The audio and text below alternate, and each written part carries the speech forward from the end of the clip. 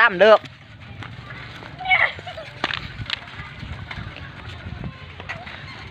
สวัสดีเจ้าซื้อรถทีนี่มาแต่ไสอ๋อนี่บ่งามบ่งาม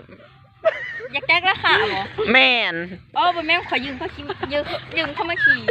โอ้ยหาฝาเกิดว่าแต่มึงด้วยบ่ด้วยจังได๋กูอยากขี่โมอันนี้กูว่ามาแต่ดูใบเบิ่งนึงนี่30ล้าน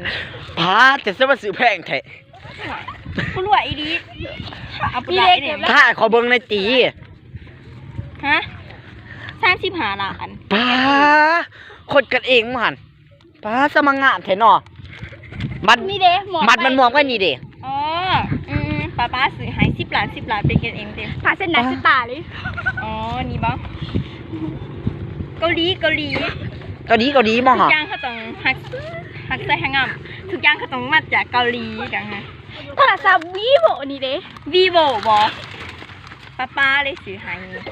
ยังจะฟังป้าเนี่ยว่าลูกคนรวยนะหาเงินเองบ่เป็นถ้าผู้ที่สายบ่ไหลเจ้านี่เด้เป๋าตัวนี้จะไหลมาแต่ไสเนาะโอ้นี่บ่สั่งมาจากอลาสก้าเอานะแบบว่าไข่มูอีหยังขึ้นนะไปงมอายุทะดอกทะเลสงสัยจะนี่สั่งของมาหลายเจ้าก็ได้ลงดึกไปได้เนาะสั่งของมาหลายแบบว่าเจ้าดูคนด้วยได้เนาะด้วยอยู่แต่ว่าทุ่งมือนี่3,000สวัสดีป้าไหวเด้นี่3,000กีบนี่เดี๋ยวให้ยาวจะเด้อ๋อสิหยามาใส่ดาวนั่นไม่ทวีสหพันธ์ยังติดนี่แล้วป้าไหวอยู่กัน